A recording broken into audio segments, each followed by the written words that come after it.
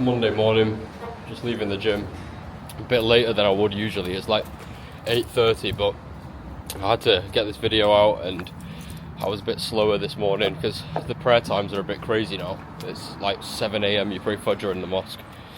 But yesterday, I've been back in the UK for a few days and trying to settle back into things, but I'm in between houses right now, like my grandma's house and my house is under construction, and I moved out of my apartment, so everything's just all over the place. I've not been able to properly settle in.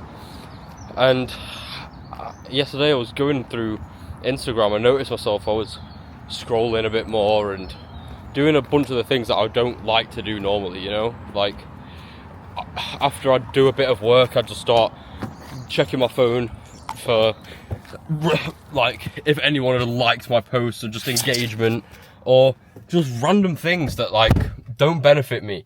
They don't benefit me, and I think that's because of my lack of routine.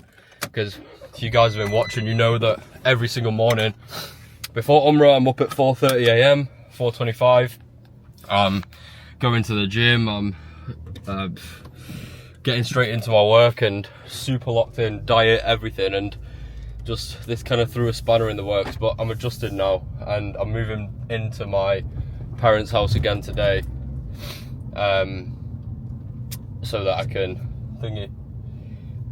just put my bags and stuff there. There's just a mattress. I don't even have my proper room or anything, but alhamdulillah, I'm gonna have one location, which is gonna mean that I can lock in a lot more.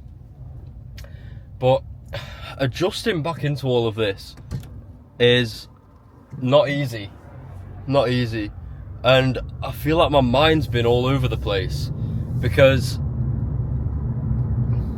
the biggest thing, right, that I took away from this Umrah that I went on, I've just come back from Saudi, is to not let arrogance corrupt the man that I'm going to be. And this is something that used to keep me away from Islam as well. I used to think that, I used to see like a lot of these red pill guys online, and they talk about, well, you need to be arrogant to succeed. And it came from a lot of when I wanted girls, I'd be like, all right, well, I have to be arrogant with girls. And I think arrogance, the whole concept of it, is skewed. And the way that I've understood it now is, I don't want it anywhere near me if I truly want to be successful. Because arrogance isn't confidence. Confidence is when you're genuinely very competent at something, and when you're very good at something, right, you want to help people. Like, for example, if I'm really good at sales, I'm gonna enjoy teaching people about sales, like I did. If they needed any helps, any tricks, any tips, I'm gonna come to them with a place from a place of kindness and a little bit of compassion.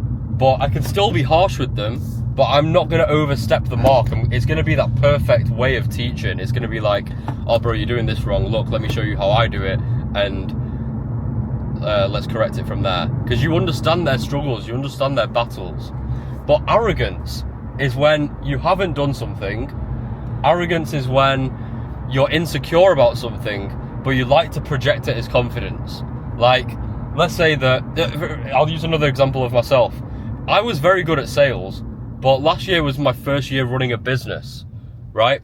So when people would give me business advice, I wouldn't always listen, and I'd just shrug it off and be like, no, they're wrong, they're trying to tell me what to do, don't tell me what to do. And that, sometimes I was right, sometimes I was wrong, and it led to my demise.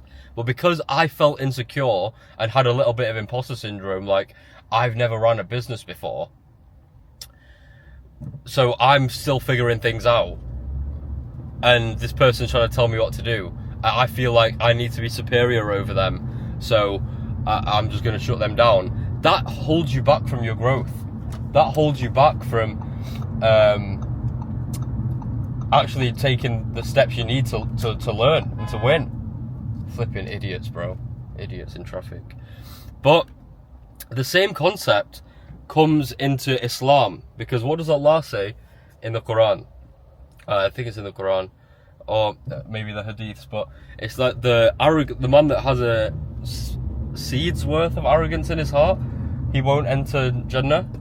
Bro, women can't drive. It's arrogance or confidence? I think that's just fact. I think that's just objectively true. But if I wasn't competent at driving, that would be arrogant, yeah. But I've never been in any crashes. I've had a few points, but like, keep up with my speed. The speed cameras couldn't keep up with me. I think the meter was broken. But yeah, arrogance is haram in Islam in a few ways, right? Because Allah, I'm not a scholar, by the way, I'm just saying what I know, but Allah tells us that in the Quran that the arrogant people are the ones who didn't believe in the message, and they thought that the hour would never come, which is similar to what I just said. Like, they've had a message from someone that's trying to help them, and they shrug it off thinking that they know best, their way is better. This is something I've struggled with since I was a kid. Maybe it's because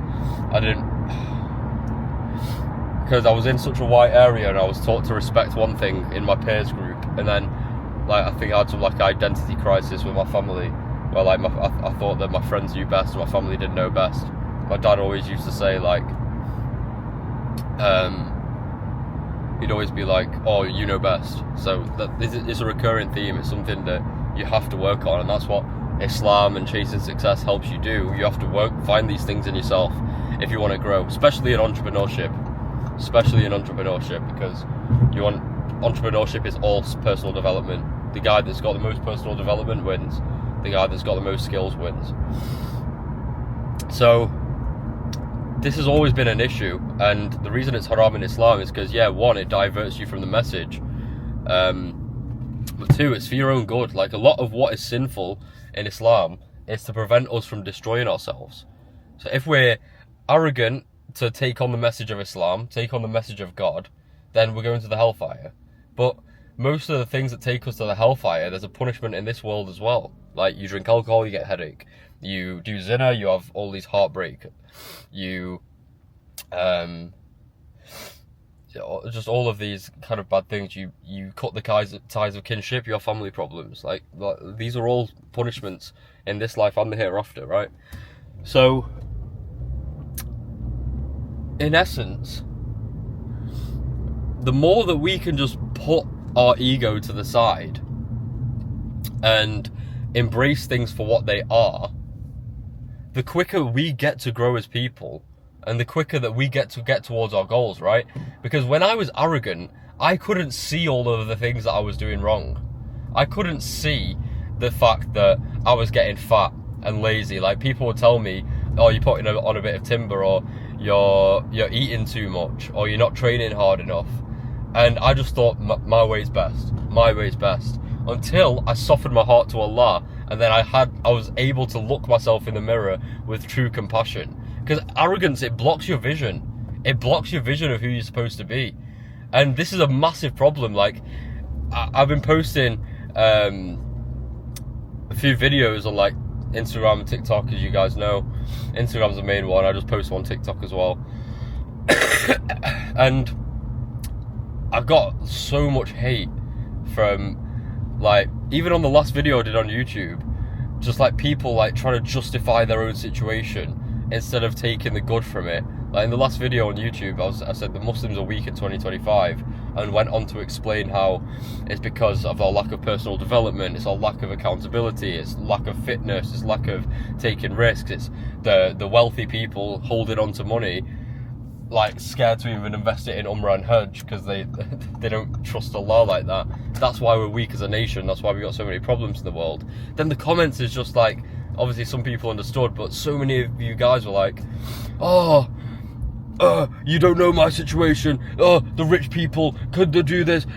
Just a complete lack of accountability, which is arrogant. Arrogance isn't just the guy that's rich and has a Ferrari.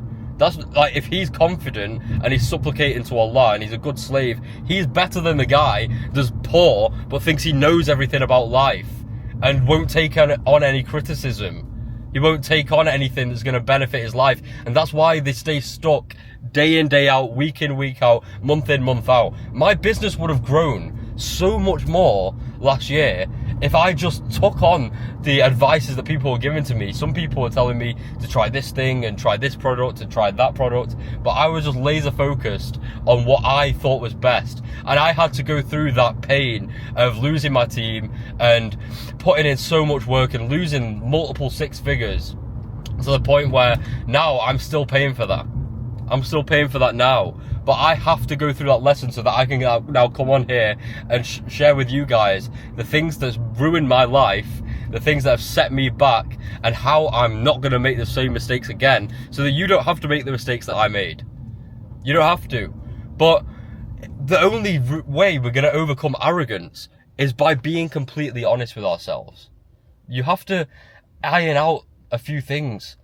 Like, when you surrender to Allah in prayer, and you decide, like, damn, I'm just gonna put my ego to the side right now.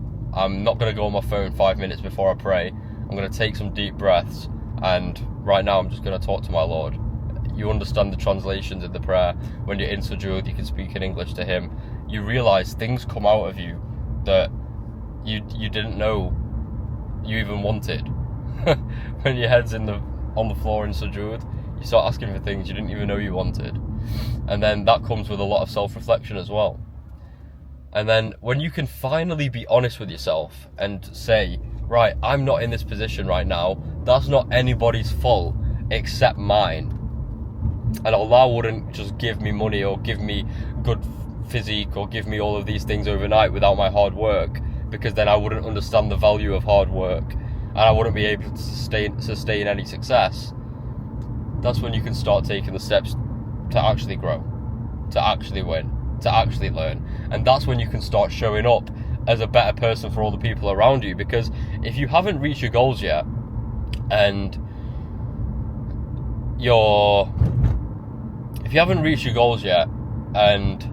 it's been a long enough time frame and you've not seen any progression, there's going to be some form of arrogance there, because people will come into your path, people will come into your life, people will come into your kind of way to tell you things that will benefit you. And if you've not been taking on that advice because you think you know best, then that's arrogance. Because every time I've actually listened to some good advice from someone and implemented it, my mentor told me 6 months ago that I should be talking more about Islam on here, on this brand. But I didn't understand it back then, and I was too scared of judgment from Muslims, which I'm now seeing. Like, this is another problem with Muslims. Attack each other too much. You don't understand that the message that I'm coming on here and saying is from a place of love, because I want us to grow and win and succeed as an ummah. But people get offended and are scared to take on criticism. So that's why you don't take the advice, and that's why you start spewing so much self-hatred within the community, because you're too scared to look at yourself and actually grow. And he told me 6 months ago, maybe longer, that I should be targeting Muslims on here, because that's, from everything he knows about me, that's the life that I live. And I wish I'd done it sooner, but now I'm going to be more vulnerable and share everything with you guys, because I feel like that's my duty now. Like, I'm by no means am I some significant figure. I just want us all to have a brighter future. I want us all to be multi-millionaires. I want us to have such a bright success ahead of us. But with that comes dropping the ego, taking on criticism, and swallowing our pride and understanding the things that we need to work on. So after this video, I'm literally going to write down a few more things that I'm reflecting on post-Umrah, being very, very honest, very, very concise with myself. Am I being as efficient as I can with my routine? Do I even know what goals I want? Do I know where I want to be in 3 months, 6 months, 12 months? How am I going to get there? What business am I going to do? What are my physique goals? Do I want to look like Schwarzenegger? Do I want to look like Michael B. Jordan? What's the goal there? How am I going to get there? What kind of food do I need to eat? These are all the questions we need to ask ourselves. And yes, it's difficult when you've not really worked on yourself that much or seen any results in your life, or you've just been stagnating again and again and again and again. and you don't know how you're gonna put all of these things into practice. But for now, unless you're gonna, like, this is what I go through with all of the guys who join the program. We map out your success, your goals, everything that you're gonna achieve, how exactly we're gonna get there, and that's all. We go through all of that in the program. But for now, you need to identify some kind of direction. Where am I going? What do I want to achieve? Who do I need to become to get there? Then for the nitty-gritty things, sure, you can drop me a message on Instagram, you can book a call with me in the description, and we can go through things there and start really mapping out that progress for you. But on a bigger kind of time frame, we have to install this way of thinking into our lives, because it's never going to stop. There's never going to be a time where we've just made it and we have to stop working on ourselves and we can just be arrogant and we know everything. We never know everything. We never know enough. And our success is on the other side of continued growth, continued learning, and continued development. And the quicker we can put our ego to the side, start taking those lessons to paint out an amazing future where we're world leading once more, that's how we're going to win. I've just got home, gonna have my caffeine, gonna have a meal now, and then I'm calling on this sales offer. I'm a bit, inshallah they keep me on the offer, because I could do with cash flow, but I've not been consistent with the offer, which is why I made this video as well. It's just arrogance, but I was traveling a lot and I've had a lot of stuff going on, so, and making these videos and managing my other cash flow through the sales agency, so I've not really had time to dedicate to this sales offer I'm working on right now. But I heard yesterday on the call, one of the guys made 10k in his first month, and that was the same as me when I started my eco door-to-door sales agency. When I first started the job and I worked for someone else, I made 10k in my first month, and no one else had done that before. So this guy's no better than me. This guy's no better than any of us. It's arrogant for us to think that even someone else is better than us, because Allah created us all equal. Let's keep this mind frame in check all the time. How can we be better? How can we beat other people? Because we're all created equally. We just have certain gifts that we're given, and we have certain ways that we can develop skills to outcompete the rest. Okay? That's how we win. Keep pushing, boys. Love you. See you on the next one.